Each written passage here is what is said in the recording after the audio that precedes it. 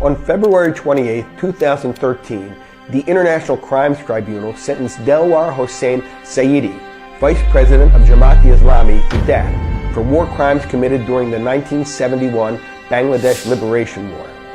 This led to large-scale and nationwide violence against Hindus led by activists of the Jamaat-e-Islami and its student wing, Islami Chhatra Shibir, in which hundreds of Hindus were killed, more than 50 temples demolished, and 1,500 Hindu homes destroyed. Now, a few months before that, in December 2012, Bangladeshi Home Minister Muhyiddin Khan Alamgir had questioned my right as a foreign citizen to raise the issue of the abduction of a 23-year-old Hindu woman, Edi Biswas, from Bagarhat in southwestern Bangladesh. Her family had been told to abandon their small piece of land and leave Bangladesh. On his request, I sent the Home Minister all the available evidence of the case. Edi remains missing to this day. She was probably converted, raped, and maybe even murdered. It's unlikely that we will ever know what really became of her. Pakistan's 1951 census, the first taken after the large population transfers that accompanied partition, found Hindus to be about a third of the East Pakistani population. When Pakistan became Bangladesh in 1971, they were just under a fifth. 30 years later, less than a tenth, and today an estimated 1 in 15. All of this despite increasing movement of Bangladeshi Muslims into West Bengal, India. Apologists for the Bangladeshi establishment often say that, Hindus leave Bangladesh for India so they can find better matches for their children.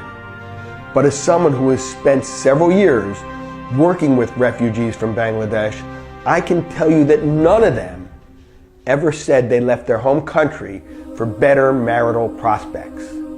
The disappearance of Bangladesh's Hindus has come about through continuous human rights atrocities that regularly include murder, rape, including gang rape, child abduction, forced conversion, religious desecration, and more.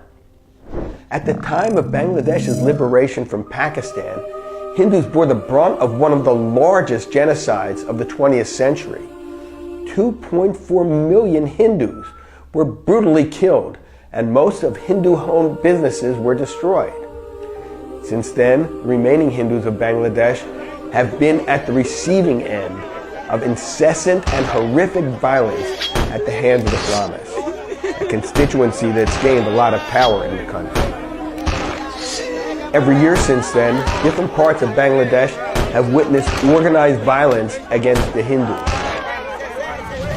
According to BJHM, an alliance of Hindu organizations in Bangladesh, in 2017 alone, 107 Hindus were killed, 31 abducted, 23 went forced conversion, 25 Hindu women were raped, and 235 temples were vandalized. Now, what's important to note from a tactical perspective is that the Bangladeshi government did not do these things, and that's one of the things that makes this so hard to get across to people. There are no concentration camps in Bangladesh, no gulags, no killing fields, no Hitler or Stalin. But do you think that matters to the millions of victims? Of course not.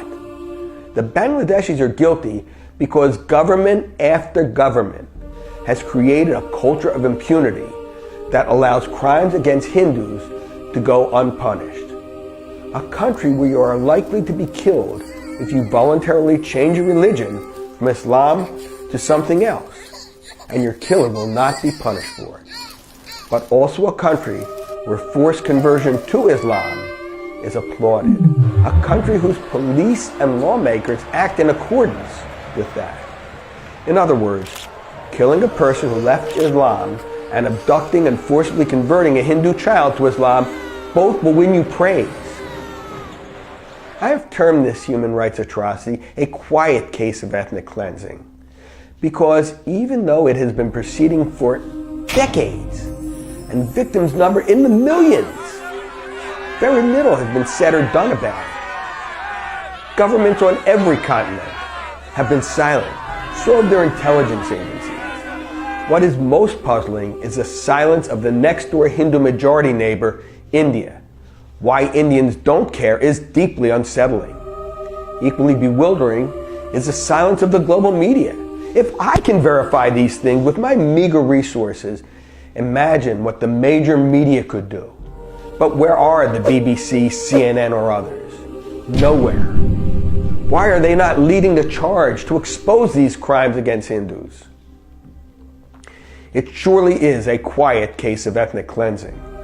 But it need not have been quiet if only Hindus of neighboring India were more empathetic with their co-religionists across the border. Now, I say Hindus and not Indians deliberately, because Muslims of India have always stood in solidarity with Muslims in other parts of the world, like Palestine or Myanmar. For example, in 2012, a protest march called by Muslims in Mumbai against the treatment of Rohingya Muslims in Myanmar led to the Azad Maidan riots, resulting in 2 deaths and injuries to 45 policemen. The indifference of India's Hindus is impossible to explain. And even on the grounds of pure self-interest, India must work hard to protect the interests of Bangladeshi minorities, lest Bangladesh turn into a replica of Pakistan and the whole point of liberating it in 1971 is lost. Moreover, increasing Indian involvement with Bangladesh is particularly important now, as India is negotiating a free trade agreement with Bangladesh. Negotiating for equal treatment of all citizens under the rule of law must be included as part of trade negotiations. India must protect Bangladeshi Hindus by asking the Bangladeshi government to 1. Repeal the Vested Property Act that has legalized the seizure of most Hindu property in Bangladesh. 2.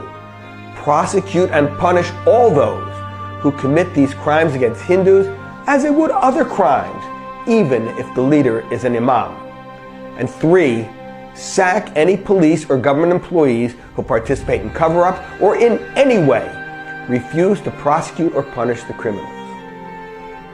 What is happening in Bangladesh is a quiet case of ethnic cleansing. As people of the same blood, it is morally imperative on India's Hindus to raise their voice and force the political leadership of your country to take action. I am Richard Benkin for Upward.